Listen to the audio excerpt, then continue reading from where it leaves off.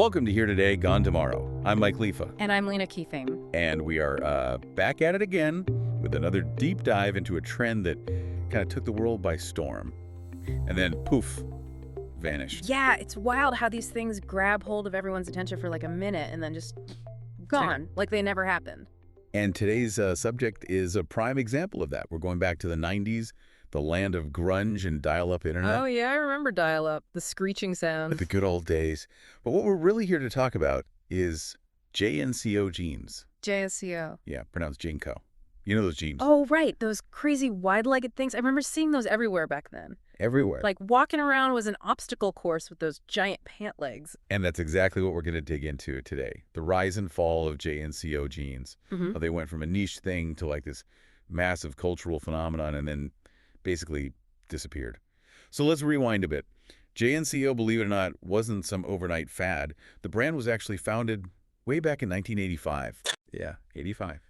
By two brothers, Haim Milo and Jacques Yakov Riva. And get this, they were born in Morocco, raised in France, and ended up in Los Angeles.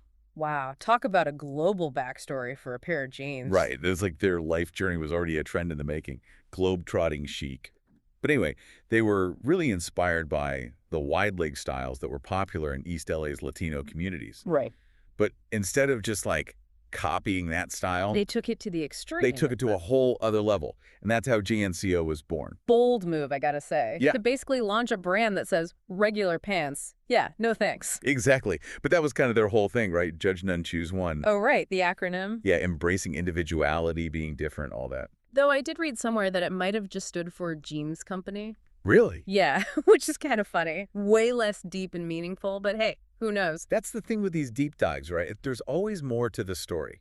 Like an iceberg of denim history. Iceberg of denim, I like that. And in JNCO's case, it wasn't just about the marketing. They had a secret weapon. Oh, Their parent company, Revitex. what about it? They were already in the denim business. So, Back then, most brands had to rely on overseas manufacturers for their jeans, meaning long wait times to get new stock. right. Revitex, they had their own factory right there in LA. No way. Yeah, pumping out jeans in like 8 weeks flat. Wow. So they were fast fashion before fast fashion was even a thing. Exactly. Right. And they knew how to use that speed to their advantage. When they launched JNCO in 1993, they debuted it in those merry-go-round stores. Merry-go-round. Yeah, you remember those? Vaguely. They were like the place to get all the edgy clothes, right? Pretty much. But here's the thing, merry-go-round actually went bankrupt in the early 90s. Oh, no. Yeah, not exactly a good sign for a new brand, right? Really? But it actually worked out perfectly for JNCO. How so? Because when a store goes bankrupt, what happens? Everything goes on sale. Exactly. Liquidation sales. All their JNCO stock was suddenly in smaller boutiques at bargain prices. Oh, I see. So it's like they accidentally seeded the trend in all the right places. Bingo. Mhm. Fashion wildfire sparked by a going out of business sale. And I bet this was all happening right when youth culture was exploding, too. You are absolutely right.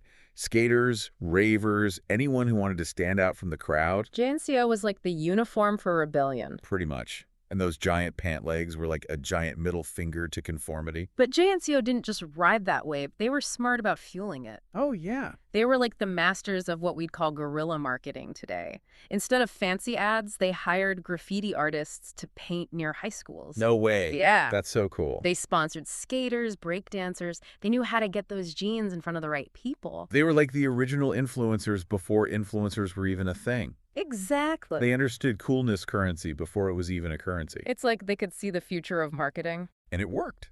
By the mid-90s, JNCO was the jean to have. The crazy leg openings, some of them 36 inches wide, those massive back pockets with the embroidered JNCO crown. It was like wearing a billboard for 90s counterculture. You know, it's funny you mentioned billboard, because it kind of ties into another one of their marketing tactics. They'd give free jeans to bands like Limp Bizkit. They'd hook up DJs at raves. It was all about associating JNCO with what was hot in music, with what was pushing boundaries. Smart move. Tap into where your audience already is, and you don't need traditional advertising. Exactly. And by 1998, they were everywhere. Kohl's, JCPenney, even Pacific Sunwear. Pacific Sunwear. Wait a minute. Isn't that the store we now associate with the death of trends? You got it. That PacSun effect you always talk Sure. about. Okay. It's like a pattern, right? A brand starts out niche, edgy, all cool and underground. Then it hits the mainstream, Everyone's wearing it. and suddenly, not cool anymore. Yeah, because if your mom can buy it at the mall, it kind of loses its rebel cred. Exactly. And that's definitely part of what happened to JNCO.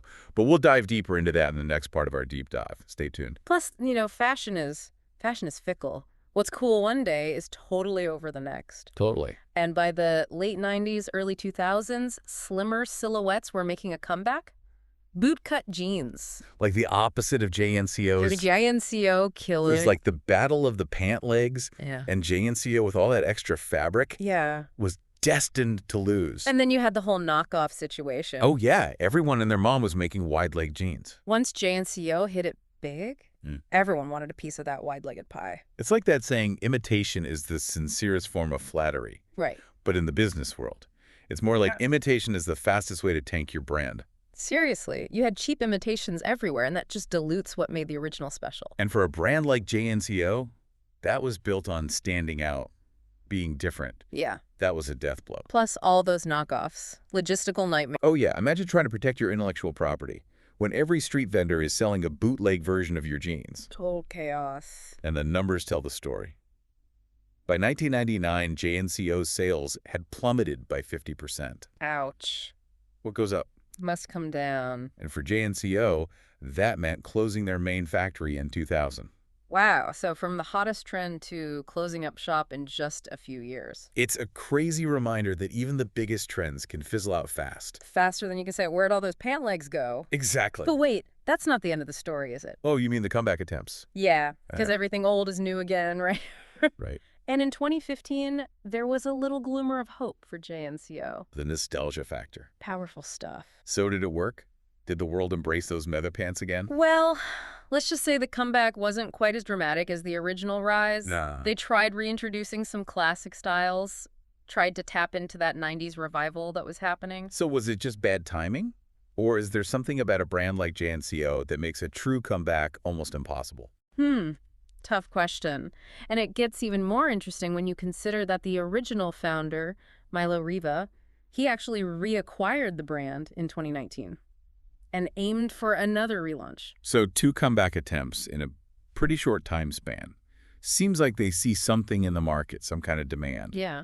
But the question is, can a brand built on rebellion really survive mainstream success? Can you recapture that magic once it's been, mass-produced and sold everywhere? It's like trying to catch lightning in a bottle. Twice. Yeah, it really makes you think, It does. like how do you bottle that lightning, especially when everyone's already seen it? Right. Rebellion is all about being outside the mainstream. So once you become the mainstream... You've kind of lost your edge. It's Exactly. like you can't sell anti-establishment vibes at the mall food court. Exactly. And yet, here we are. 90s trends are back in a big way. Yeah, baggy jeans, crop tops, even those platform shoes are back. It's like a time warp. So maybe it's not about JNCO specifically, but more about like this cyclical nature of fashion. Like we're nostalgic for a time when things felt less serious, Yeah, maybe. I think there's also something to be said for a brand that's truly unique. like JNCO. Yeah, even if those giant jeans never fully come back. They definitely left their mark on fashion history. They weren't afraid to be different, They pushed boundary. and they gave a whole generation a way to express themselves. Sometimes that's enough, right? Yeah, even if the brand itself fades away, the impact, the memory, it stays with you. Think about it. Even if you never wore JNCOs, you knew what they were. They were part of the 90s landscape, Absolutely. They were iconic. even if they were also kind of ridiculous. You couldn't help but stare when you saw someone walking down the street in those things. It was like a fashion spectacle. A conversation starter for sure. And maybe that's the real legacy of JNCO, Yeah. to remind us that fashion can be fun, Yeah. it can be outrageous, it can be a way to challenge the norms. Even if it means tripping over your own pants sometimes. You love them or hate them. Love them or hate them. JNCO jeans were a true original, They dared to be different. and that's worth celebrating. Absolutely. So to all you listeners out there who rocked a pair of JNCOs back in the day, we salute you. And to those who have no idea what we're talking about. Well, consider yourselves lucky that you didn't have to navigate the world with 50-inch leg openings. Or try to fit through a doorway. Right. Thanks for joining us for this deep dive into the wild world of JNCO jeans. Until next time, keep it stylish. But maybe leave the super wide legs in the past. See ya, DM.